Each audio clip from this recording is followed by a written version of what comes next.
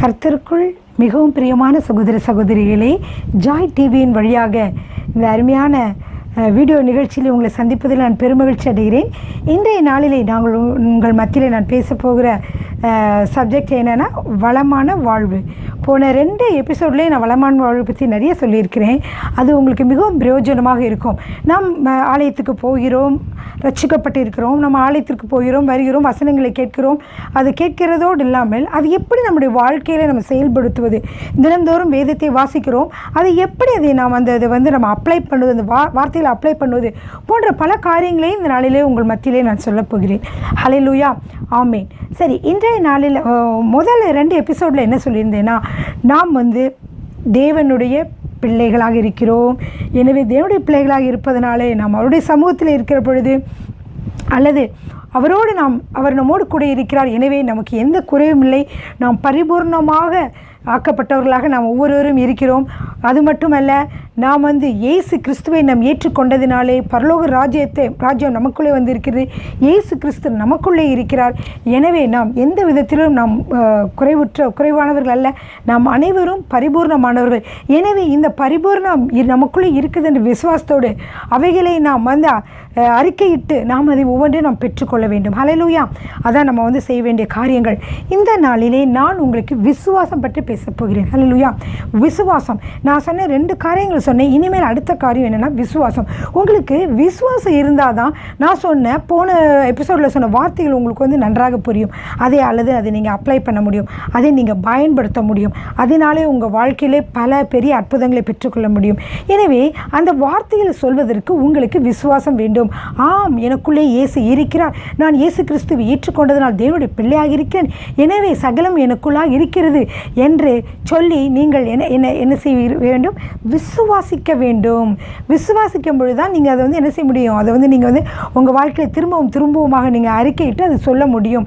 அல்லது நீங்கள் அறிக்கையிடுகிற பொழுது உங்களுக்குள்ளே சந்தேகம் வரலாம் இல்லையா? எனவே நாம் இன்றைய நாளிலே மிகவும் குறிப்பாக விசுவாசத்தை பற்றி பார்க்க போகிறோம். விசுவாசம் என்றால் என்ன? இது பாருங்கள், மிகவும் இந்த விசுவாசம் என்பது மிகவும் தெய்வீகமானது. ஹல்லேலூயா, ஆமேன். அது மட்டும் இல்லை, இந்த விசுவாசம் அநேக ஜீவராசிகள், உலகத்தில் இருக்கக்கூடிய அநேக உயிரினங்களுக்கும் இல்லாத ஒன்று, மனிதர்களுக்கு மட்டுமே உள்ள ஒன்று தான் இந்த விசுவாசம். ஹல்லேலூயா, பாருங்கள், நம்ம எல்லாருமே எப்படி அழைக்கப்படுகிறோம்? கிறிஸ்துவை ஏற்றுக்கொண்டவர்கள் அனைவரும் விசுவாசிகள் என்று அழைக்கப்படுகிறோம் இல்லையா? ஹல்லேலூயா, அதுதான் நம் தேவன் எதிர்பார்க்கிறார். அநேக வேளைகளே விசுவாசிகளாக இருக்கிற பதிலாக ஊசிகளாக, அடுத்தவர்களை எப்பொழுதும் குறை சொல்லுகிறவர்கள், அடுத்தவர்களை டிஸ்டர்ப் பண்ணுகிறவர்களாக, அடுத்தவர்களுக்கு எப்பொழுதும் தொல்லை குடிக்கிறவர்களாக ஊசிகளாக இருக்கிறார்கள் என்று சொல்லி ஒரு நண்பர் சொல்லியிருக்கிறார். அது எனக்கு இப்பொழுது நினைவுக்கு வருகிறது. என்னென்னா, ஊசிகளாக நாம் இல்லாமல் நம் விசுவாசிகளாக நாம் இருக்க வேண்டும். ஹல்லேலூயா, சரிங்க. இந்த விசுவாசம் என்பதை பற்றி நான் சொன்னேன் இல்லையா? இது எபிரேயர் 11ஆம் அதிகாரம் 1வது வசனத்தில் வாசிக்கலாம். அதாவது விசுவாசம் நமக்கு இருக்க வேண்டும் என்றால் விசுவாசத்தினுடைய பொருள் என்ன, அது எப்படி பயன்படுத்துவது, 2 காரியங்கள் உங்களுக்கு தெரிந்திருக்க வேண்டும். என்ன தெரிந்திருக்க வேண்டும்? விசுவாசம் என்றால் என்ன பொருள், அடுத்தது அது எப்படி பயன்படுத்துவது, 2 காரியங்களை நீங்கள் தெரிந்து வைத்திருக்க வேண்டும் இல்லையா? சரி, நம்ம எபிரேயர் 11:1 சொல்லப்பட்ட வேதத்தின் அடிப்படையிலே விசுவாசம் என்பது என்ன என்று பார்க்கலாமா? விசுவாசமானது நம்பப்படுகிறவைகளின் உறுதியும் காணப்படாதவைகளின் நிச்சயமாய் இருக்கிறது. ஹல்லேலூயா, விசுவாசம்னா என்னது? நம்பப்படுகிறவைகளின் உறுதி. சில காரியங்களை நம்ம நம்புகிறோம்னா என்ன தெரியுமா? அது இன்னும் நடக்கலை, ஆனால் அந்த காரியங்களை நம்முடைய வாழ்க்கையில் அது நடக்காமல் இருக்கலாம், ஆனால் அதை நம்புகிறோம். அந்த நம்பிக்கையினுடைய உறுதி கரெக்ட். நீ நம்புறது கரெக்டு தான், அது உறுதியானது, அதில் எந்த விதமான தடையும் இல்லை, நீ உறுதியாக நம்பலாம் அப்படிங்கிறது தான் விசுவாசம். அது மட்டும் இல்லை, காணப்படாதவைகளும் நிச்சயமாக இருக்கிறது. நிறைய காரியங்கள் உங்கள் வாழ்க்கையில் காணப்படாமல் இருக்கலாம் இல்லையா? அந்த காரியங்கள்லாம் கிடைக்கும் இருப்பீங்க. அந்த காணப்படாதவைகளுடைய நிச்சயமாக இருக்கிறது தான் விசுவாசம். காணப்படாதவைகள், கிடைக்காதவைகள், ஆனால் கிடைக்கும் என்று நீங்கள் நினைக்கிறவைகள் கட்டாயம் கிடைக்கும் என்ற ஒரு மகிழ்ச்சியோடையும் ஒரு காரியத்தோடு இருந்தீர்கள் என்றால் அதுதான் விசுவாசம். ஹல்லேலூயா, பாருங்கள், நம்பிக்கை அது நம்ம சொல்லுவோம், விசுவாசம் சொல்லுவோம். 2க்கும் உள்ள வித்தியாசத்தை பார்ப்போமா? நம்பிக்கைன்னா என்னென்னா, ஒரு பொருள் நமக்கு கிடைக்கும். ஒரு பொருளை தருவதாக ஒருத்தர் வாக்கு கொடுத்துருந்தாங்கன்னா அந்த பொருள் நம்ம கையில் கிடைக்கும் என்ற ஒரு நம்பிக்கையோடு இருப்பதனாலே அது நமக்கு கிடைத்துள்ள நம்பிக்கை உண்டாகிறது. அதுவே தான் நம்பிக்கை. ஆனால் இன்னொன்று விசுவாசம் என்பது என்னவென்றால் நம்பிக்கை விட அது பல மடங்கு சிறந்தது பிரியமானவர்கள். அது என்னவென்றால் இந்த பொருள் கிடைத்து விட்டதாகவே நினைத்து கொண்டு சந்தோஷமாக இருக்கிறோம் இல்லையா, அதான் விசுவாசம். கிடைத்து விட்டதாக நினைத்து கொண்டு கிடைக்கல இன்னும் கிடைக்கும் என்ற நம்பிக்கை அது வேறு, கிடைக்கும் என்பது அது நம்பிக்கை. ஆனால் கிடைத்து விட்டது போலவே நாம் நடந்து கொள்கிறோம் இல்லையா, அது பேரு தான் விசுவாசம். ஹல்லேலூயா. கிறிஸ்தவர்களாகி நமக்கு இது மிகவும் தேவையான ஒன்று. ஏனென்றால் நாம் ஆவிக்குரிய நம்முடைய ஆவி ஆத்மா சரீரம் இந்த மூன்றுமே செயல்படுகிற நிலையில் இருப்பதனால நம் ஆவிக்குரிய நிலையில் சில காரியங்களை நம்ம பிலீவ் பண்ணும்போது நம்பிக்கை வைக்கிற பொழுது அது கிடைத்ததாகவே நினைக்கிறது தான் விசுவாசம். அப்படி கிடைத்ததாக நீங்கள் நினைக்கிற பொழுது அது என்ன ஆகும் என்றால் உங்களுக்கு அது உண்டாகி இருக்கும். ஹல்லேலூயா. அப்படிதான் வேதத்தில் நிறைய வார்த்தைகள் சொல்லப்பட்டு இருக்கிறது இல்லையா. எபிரேயர் 11:1 சொன்னேன் இல்லையா, நான் நம்பப்படுகிறவைகளின் உறுதி காணப்படாதவை நிச்சயம். ஹல்லேலூயா. பாருங்க, இது ஒரு சின்ன சாட்சி, என்னோட வாழ்க்கையில் நடந்து ஒரு சின்ன சாட்சியின் மூலமாக உங்கள்கிட்ட நான் சொல்ல போகிறேன். எனக்கு என்னென்னா கர்த்தர்கிட்ட நான் ஜெபிச்சுட்டு இருந்தேன். 2 ஆண் குழந்தைகள் பிறந்தார்கள், அடுத்ததாக ஒரு பெண் குழந்தை. அதுக்காக நான் ஆண்டவர்கிட்ட கேட்டிருந்தேன், ஆண்டவரே எனக்கு ஒரு பெண் குழந்தை வேணும்னு கேட்டிருந்தேன். அப்போ என்ன ஆச்சுன்னா கர்ப்பமாயிட்டேன். கர்ப்பமானதுக்கப்புறம் நான் கண்ணில் பார்த்தேன்னா அந்த பேபியே நான் பார்க்கல. ஆனால் என்ன ஆண்டவர்கிட்ட ப்ரேட் பண்ணியிருக்கேன், அவன்கிட்ட ஒரு வாக்கு தத்தத்தை வேறு சொல்லி கேட்டேன். அது என்ன வாக்குதான், கர்த்தர் பாரபட்சம் உள்ளவர் அல்ல. ஆண்டவரே மற்றவர்களுக்கும் பெண் குழந்தைகளை கொடுத்திருக்க முடியும் என்றால், மற்றவர்களுக்கு பெண் குழந்தைகளை கொடுக்க முடியும் என்றால் எனக்கும் நீங்கள் கொடுக்க முடியும் என்று நான் விசுவாசிக்கிறேன் ஆண்டவரே. ஏனென்றால் குழந்தைகள்லாம் எப்படி வருது, கர்த்தருடைய கர்ப்பத்தின் கனியோ அவரால் வரும் சுதந்திரம் என்று இருக்கிறது. நாங்கள் பிள்ளைகளை ஒரு கணவனும் மனைவியும் சேர்ந்து குழந்தை செல்வத்தை நாங்கள் பெற்றுக்கொள்ள முடியும். ஆனால் அதனுடைய பால் அது பெண்பாலா ஆண்பாலா என்பதை நம்ம யாராவது நம்மளே நிச்சயத்தை நம்ம உண்டாக்க முடியுமா? முடியாது. ஒரு பெண் குழந்தை நான் உருவாக்க போகிறேன், ஒரு ஆண் குழந்தையை உருவாக்க போகிறேன் என்று சொல்ல முடியாது. ஆனால் இது எதுனா இது ஆண்டவரால் முடியும். அவர் தான் நமக்கு பெண் குழந்தையோ ஆண் குழந்தையோ கொடுக்கிறவராக இருக்கிறார். எனவே நான் விசுவாசமாக இருந்தேன். எனக்கு ஒரு பெண் குழந்தை கர்த்தரிடம் கேட்டேன், கர்த்தர் கட்டாயம் கொடுப்பார் என்று சொல்லி விசுவாசத்தோடு இருந்தேன். அப்போ அநேகர் என்னை பார்த்து கேட்பாங்க, 2 பசங்க இருக்காங்க இல்லையா, அப்போ 3வது என்னோட வயிறை பார்த்து எல்லோரும் சொல்லுவாங்க, சிஸ்டர் உங்கள் வயிறு பார்த்தா உங்களுக்கு 3வது ஆம்பளை பிள்ளை தானே அப்படின்னு சொல்லுவாங்க. இல்லையே, ஆம்பளை பிள்ளை இல்லையே, எனக்கு பெண் குழந்தை தான். ஏன்னா நான் பெண் குழந்தைக்கு இப்படி பெண் குழந்தை சொல்கிறீங்க, உங்கள் வயிறை பார்த்தா ஆண் குழந்தைக்கு எப்படி இருக்கும் வயிறு ஷேப், அது மாதிரி தான் இருக்குன்னு. இல்லைங்க, நான் ஆண்டவர்கிட்ட நான் ப்ரேட் பண்ணிகிட்டு இருக்கிறேன். என்னோட ஆண்டவர் பாரபட்சம் உள்ளவர் அல்ல. 2வது ஜெபத்தை கேட்கிறவர், 3வது நான் கேட்டுக்கொண்டதை பெற்றுக்கொள்வேன் என்று நான் விசுவாசிக்கிறேன். இதனால் எனக்கு பெண் குழந்தை தான் பிறக்கும்னு சொல்லிட்டு, அப்படியாக எனக்கு வயிற்றில் இருக்கிற கரு என்னவென்று தெரியாவிட்டாலும் கர்த்தர் நான் பெண் குழந்தை கேட்டிருக்கிறேன், கர்த்தரால் கொடுக்க முடியும் என்று சொல்லி அது கிடைத்து விட்டதாகவே நான் விசுவாசத்தோடு கூட இருந்ததா, அது பேர் தான் என்னது, அந்த நம்பிக்கை தான், அது பேர் தான் விசுவாசம். ஹல்லேலூயா. அப்படியே விசுவாசத்தோடு இருந்தேன் பிரியமானவர்களே. அதே போலவே எனக்கு ஒரு பெண் குழந்தை கர்த்தர் கொடுத்தார். ஹல்லேலூயா. அப்புறம் இது மிகவும் ஒரு அற்புதம். எல்லாருக்குமே நம்ம பெண் குழந்தை வேணுமா ஆண் குழந்தை வேணுமான்னு கேட்டு இது பண்ண முடியாது. ஆனால் கர்த்தராக பார்த்து நம்ம கொடுத்தாலும் அதிலும் ஒரு நல்ல காரியங்கள் உண்டு என்று விசுவாசிக்க வேண்டும். கர்த்தராக நமக்கு ஒரு காரியத்தை, ஒரு ஆண் குழந்தையோ 2 ஆண் குழந்தையோ 3 ஆண் குழந்தையோ கொடுத்தாருந்தால் அது கர்த்தராக நம்ம ஒரு தேவைக்காக கர்த்தர் கொடுக்கிறார், அது ஒரு காரணத்துக்காக கொடுக்க விசுவாசிக்க வேண்டும்.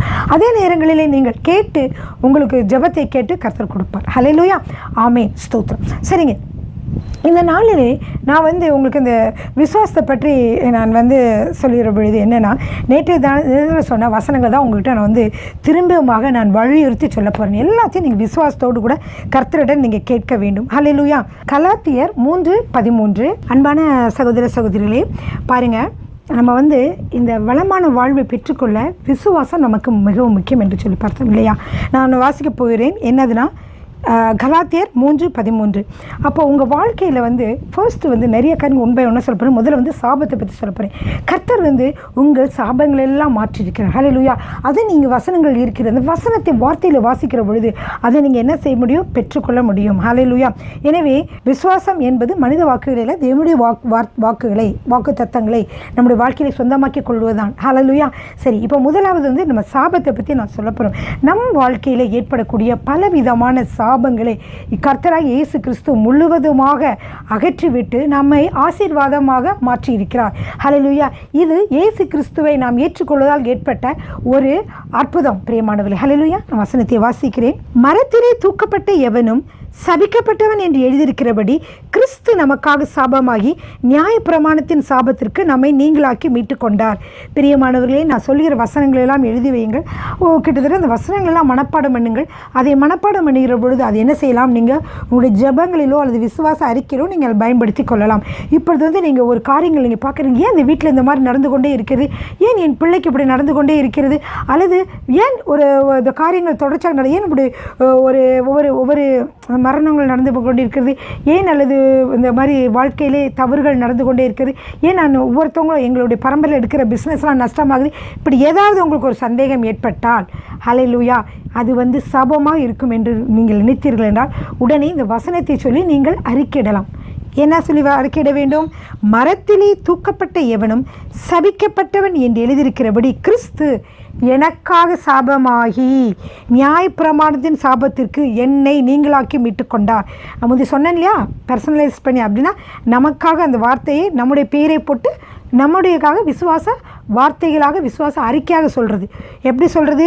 மரத்திலே தூக்கப்பட்ட எவனும் சபிக்கப்பட்டவன் என்று எழுதியிருக்கிறபடி கிறிஸ்து எனக்காக, உங்கள் பேரை போட்டுக்கலாம், இல்லை உங்கள் பிள்ளைக்காக ஜெபிக்கிறீங்கன்னா உங்களுடைய பிள்ளையோட பேரை அதில் போட்டுக்கலாம்.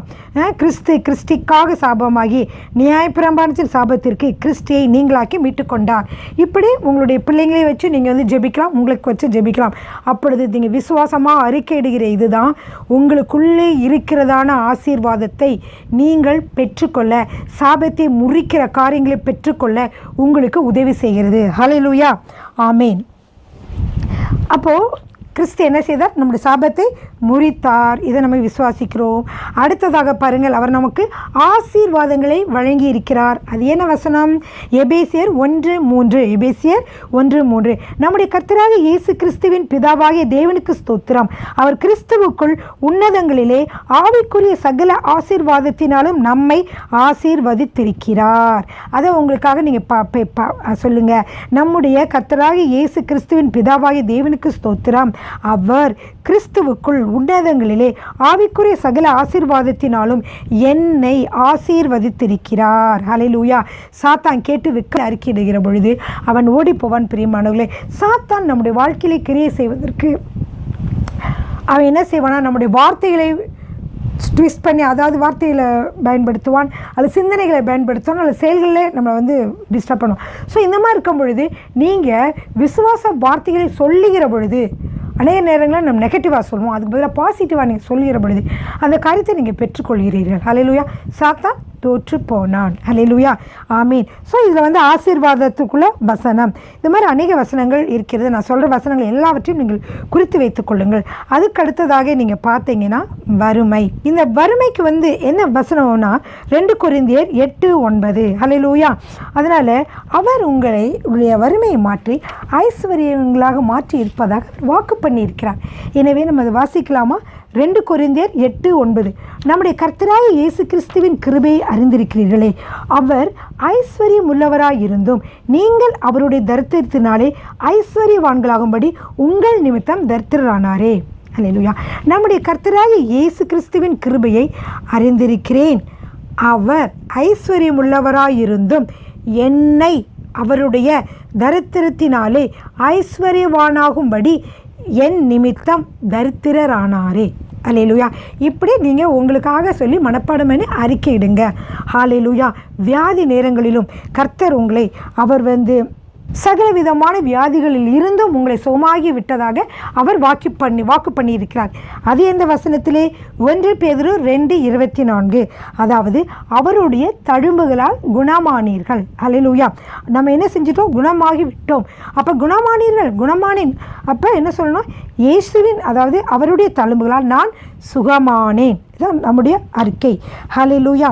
அடுத்து கவலைகள், கஷ்டங்கள், பாரங்கள் உங்கள் மனதிலே கலங்க செய்யக்கூடிய காரியங்கள் இருக்கிற பொழுது ஆண்டவர் உங்களுக்கு வாக்கு பண்ணியிருக்கிறார்.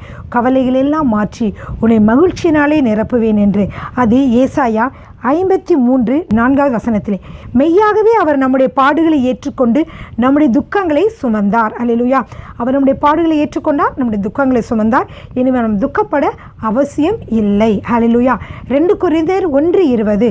எங்களால் தேவனுக்கு மகிமை உண்டாகும்படி தேவனுடைய வாக்குத்தத்தங்கள் எல்லாம் இயேசு கிறிஸ்துவுக்குள் ஆம் என்றும் அவருக்குள் ஆமேன் என்றும் இருக்கிறது. எனவே இந்த வாக்குத்தத்தங்களாம் எங்கே இருக்கிறது? வேதத்திலே இருக்கிறது, வேதத்திலே கொடுக்கப்பட்டுள்ளது. எனவே நீங்கள் வேதத்தை வாசிக்கிற பொழுதும் நீங்கள் என்ன செய்யலாம்? இந்த வாக்குத்தத்தங்களை எல்லாம் கண்டுபிடிக்கலாம். அல்லது நான் சொல்லியிருக்கிற இந்த வார்த்தைகளையும் கூட நீங்கள் ஒரு நோட்டில் எழுதி வைத்து நீங்கள் படிக்கிற பொழுது, மனப்பாடம் செய்கிற பொழுது அது உங்களுக்கு மிகவும் பிரயோஜனமாக இருக்கும். ஹல்லேலூயா. நான் சொன்ன இந்த மாதிரி வாக்குத்தத்தங்கள் எல்லாம் அடங்கியதான் என்ன புக்கு? சத்திய வேதம் என்ற ஹோலி பைபிள் இல்லையா? அதனால் நீங்கள் அதை வாசித்து அதில் உள்ளவர்களெல்லாம் நீங்கள் அறிக்கையிட்டால் உங்களுடைய வாழ்க்கையில் அது நிச்சயமாக பலிக்கும். ஹல்லேலூயா. ஏன்னா அந்த விசுவாசத்தின் பிறப்பிடமே என்னது? தேவனுடைய வார்த்தை. பிரியமானவர்களே, ஹல்லேலூயா. அந்த வார்த்தை இதை நம்ம கேட்கறதுனால கேள்வினால் விசுவாசம் எப்படி வரும்? கேள்வினாலே வரும்.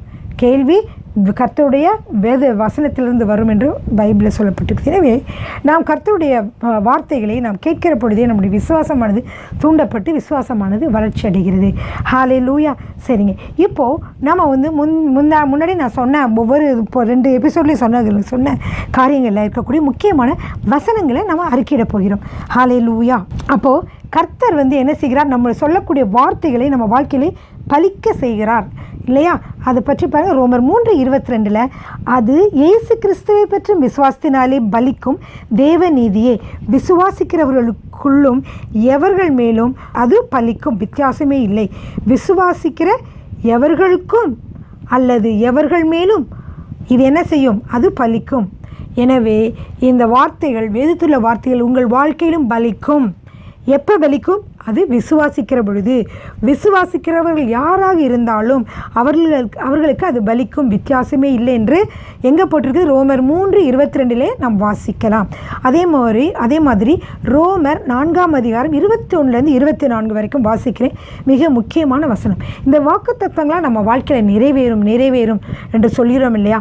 அதில் போட்டிருக்குது. இந்த வார்த்தைகள் எல்லாம் நீங்கள் வாசிங்க. நீங்கள் என்ன வார்த்தைகளை வேதத்திலிருந்து நீங்கள் சொல்லி அறிக்கையிட்டாலும் அது உங்கள் வாழ்க்கையிலே நடக்கும். தேவன் வாக்குத்தத்தம் பண்ணினதை நிறைவேற்ற வல்லவராயிருக்கிறார் என்று முழு நிச்சயமாய் நம்பி, எனக்கு ஒரு பெண் குழந்தை கேட்டேன், கர்த்தர் கொடுப்பார் என்று நான் விசுவாசித்த பொழுது கர்த்தர் கொடுப்பார் என்று விசுவாசத்தோடு முழு நிச்சயத்தோடு கேட்கும்போது, யாராவது இது என்ன குழந்தைன்னு கேட்கும்போது, நான் யோசிச்சுட்டு இருக்கேன், நான் பெண் குழந்தை வேணும்னு நினைக்கிறேன், அது என்ன குழந்தை பிறக்குமோ, ஒருவேளை ஆண் குழந்தையாக பிறக்குமோ என்னன்னு தெரிலங்க அப்படின்னு சொல்கிறவங்களும் இருப்பாங்க. இல்லை ஒரு சிலர் உங்கள் வயிறு பார்த்தா ஆண் குழந்தை இருக்க மாதிரி இருக்கேன்னு சொல்லும் பொழுது, அப்படியா, இது நான் பெண் குழந்தைன்னு நினச்சிட்டு இருக்கேன், இது ஆண் குழந்தை மாதிரியா இருக்குது, அப்படியாங்க, எப்படிங்க சொல்கிறீங்க, இந்த மாதிரி வயிறு இந்த மாதிரி இருந்துச்சுன்னா ஆண் குழந்தையாக இருக்குமோ என்று சொல்லி பிறரை திருப்திப்படுத்துறதுக்காக பேசுகிறவங்களும் இருப்பாங்க. அப்படிதெல்லாம் விசுவாசம் இல்லைங்க. இல்லை, நான் தேவனிடம் நான் ஜெபித்திருக்கிறேன், இது கட்டாயமாக பெண் குழந்தை தான் இருக்கும், ஏனென்றால் நான் கர்த்தரிடத்தில் கேட்டு அவர் கொடுப்பார் என்று விசுவாசிக்கிறேன் என்று சொல்ல வேண்டும். அதான் அந்த வேதத்தில் இப்போ வாசிக்கிறேன். தேவன் வாக்குத்தத்தம் பண்ணினதை நிறைவேற்ற வல்லவராய் இருக்கிறார் என்று முழு நிச்சயமாய் நம்பி தேவனை மகிமைப்படுத்தி விசுவாசத்தில் வல்லவனானான். யாரு? ஆபிரகாம். ஆகையால் அது அவனுக்கு நீதியாக எண்ணப்பட்டது. அது அவனுக்கு நீதியாக எண்ணப்பட்டது என்பது அவனுக்காக மாத்திரமல்ல, நமக்காகவும் எழுதப்பட்டிருக்கிறது. நம்முடைய கர்த்தராகிய இயேசுவை மரித்தோரிலிருந்து எழுப்பினவரே விசுவாசிக்கிற நமக்கும் அப்படியே எண்ணப்படும். எனவே விசுவாசிக்கிற எல்லாருக்கும் அது நடக்கும், ஆபிரகாமுக்கும் மாத்திரமல்ல நமக்கும் நடக்கும் என்று சொல்லி இதில் ரோமர் 4 நாம் வாசிக்கிறோம். அப்போ தேவன் வாக்குத்தத்தம் பண்ணினதை நிறைவேற்ற வல்லவராக இருக்கிற என்று முழு நிச்சயமாய் நம்பி தேவனை மகிமைப்படுத்தி விசுவாசத்தில் வல்லவர்களாக நாம் மாற வேண்டும். ஹல்லேலூயா. ஆமென். சரி பாருங்க, அடுத்த சில வசனங்களை வாசிக்க போகிறேன். 1 தெசலோனிக்கேயர் 2:13 ஆகையால் நீங்கள் வேத வசனத்தை எங்களாலே கேள்விப்பட்டு ஏற்றுக்கொண்ட பொழுது அதை மனுஷர் வசனமாக ஏற்றுக்கொள்ளாமல் தேவ வசனமாகவே ஏற்றுக்கொண்டதினாலே நாங்கள் இடைவிடாமல் தேவனுக்கு ஸ்தோத்திரம் செலுத்துகிறோம். அது மெய்யாகவே தேவ வசனம்தான், அது விசுவாசிக்கிற உங்களுக்குள்ளே அது பலனும் செய்கிறது. ஹல்லேலூயா. அப்போது இந்த வேத வசனம் நமக்கு எப்படி இருக்கிறது? பலனாக இருக்கிறது. பலவீனமாக இருக்கிறீங்களா? இங்கே சொல்லுங்கள். உங்கள் உள்ளத்துக்குள்ளே இயேசுவை பெற்றுக்கொண்ட பொழுது தேவனுடைய ராஜ்யம் உங்களுக்குள்ளே வந்த பொழுது இது எப்படி இருக்கிறது? இங்கே சகலமும் பரிபூர்ணமாக்கப்பட்டுள்ளது. இங்கே பலன் உண்டு, நமக்குள்ளே பலன் உண்டு, உங்களுக்குள்ளே பலன் உண்டு.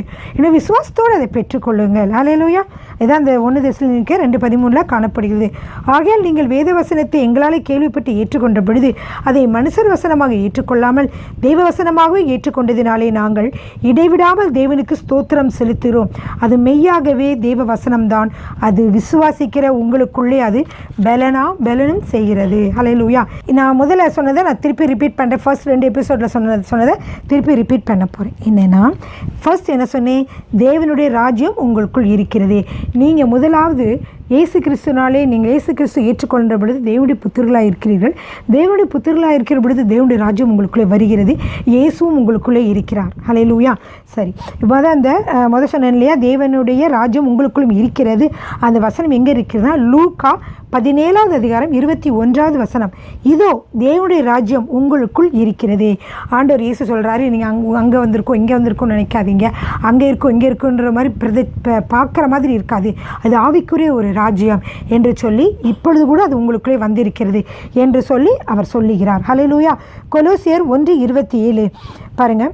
இது என்னது அப்படி என்று சொல்ல போனால் கிறிஸ்து வந்து உங்களுக்குள்ளே இருக்கிறார். அதுக்கு ஒரு வசனம் சொல்கிறேன் கேளுங்க. கொலோசியர் 1:27 கிறிஸ்துவானவர் மகிமை நம்பிக்கையாக உங்களுக்குள் இருப்பதே அந்த ரகசியம். ஹல்லேலூயா. எனவே கிறிஸ்து எப்படி இருக்கிறார்? உங்களுக்குள்ளே மகிமை நம்பிக்கையாக இருக்கிறார். ஹல்லேலூயா. அடுத்ததாக பாருங்க, முதலாவது நீங்கள் என்ன செய்ய வேண்டும்? விசுவாசிக்க வேண்டும். அதுக்கு ஒரு வசனம் சொல்கிறேன்.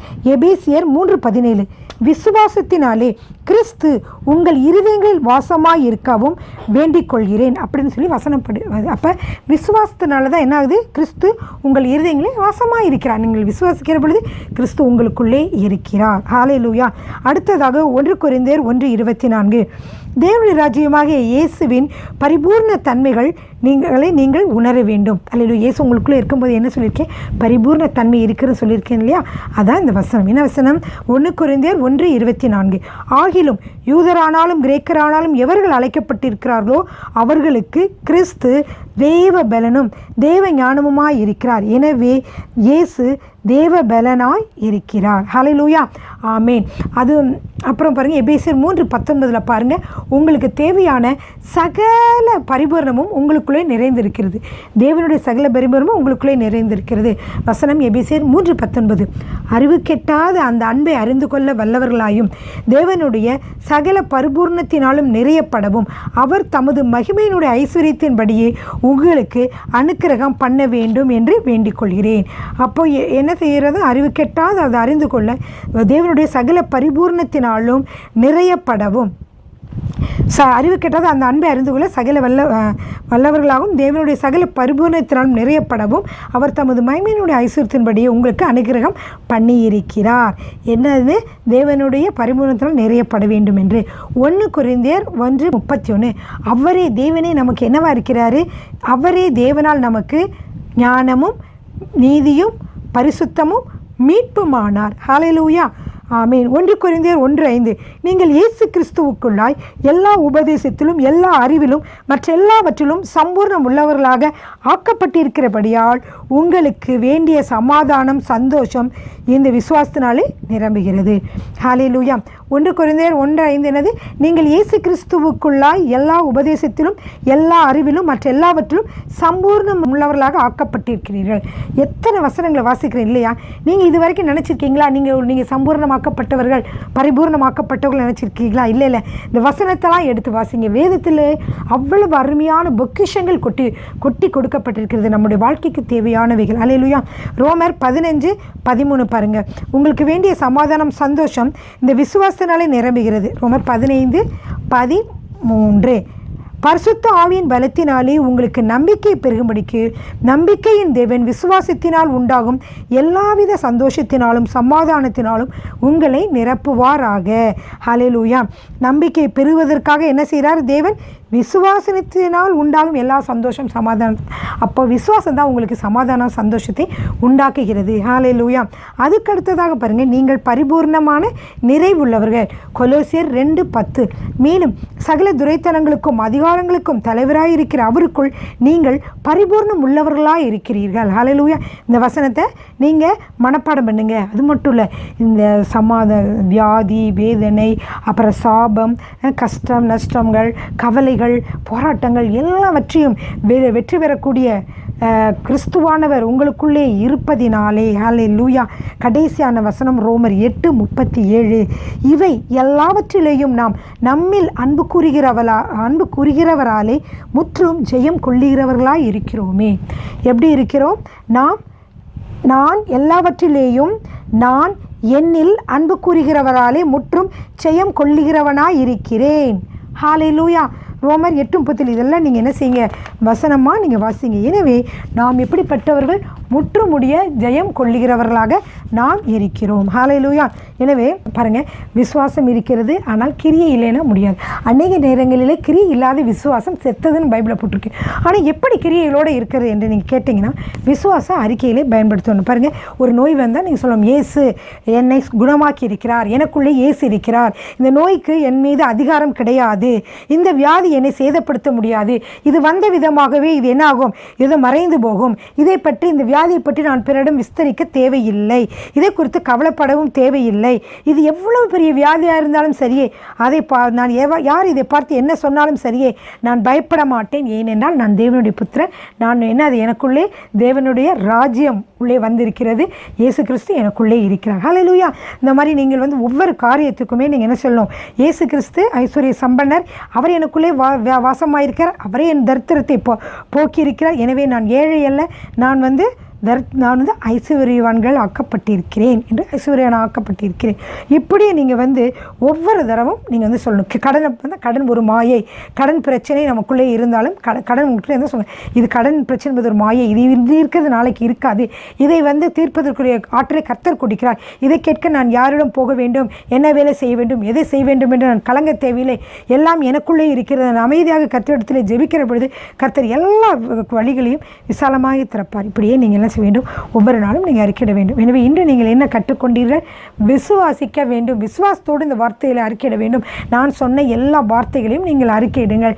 இது உங்களுக்கு சாபத்திலிருந்து விடுதலையாக்கும், ஆசீர்வாதத்தை கொடுக்கும், கவலை கண்ணீர்களை மாற்றும், கடன் பிரச்சனைகளை மாற்றும், வியாதி படுக்கையை மாற்றும், தோல்விகளை மாற்றி ஜெயத்தை கொடுக்கும். ஹல்லேலூயா. ஆமென். கண்களை மூடி நாம் தேவனை நோக்கி பார்ப்போம். கர்த்தாவே, இந்த அருமையான வேலை உமக்கு நன்றி செலுத்துகிறோம், துதிக்கிறோம். ஆண்டவரே, இந்த அருமையான வேலையிலும் ஆண்டவரே, நாங்கள் ஆண்டவரே கொரோனா வியாதியால் பாதிக்கப்பட்ட ஒவ்வொரு நாடுகளுக்கும் ஜெபிக்கிறோம். கர்த்தர் தாமே ஆண்டவரே, அவர்கள் அனைவரும் நீங்கள் மீட்டுக்கொண்டு வருவதற்காய் நன்றி. கொரோனா வைரஸுடைய எல்லா ஆண்டவரே ஆதிக்கமும் குறைந்து கொண்டு வருவதற்காய் நன்றி.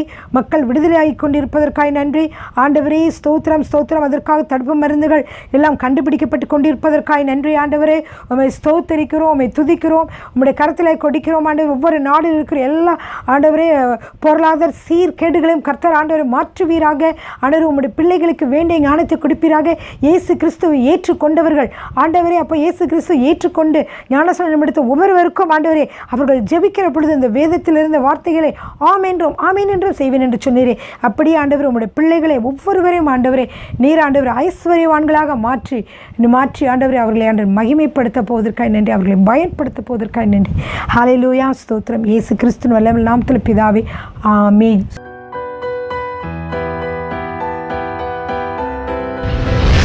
கர்த்தர் உங்களை ஆசீர்வதிப்பாராக.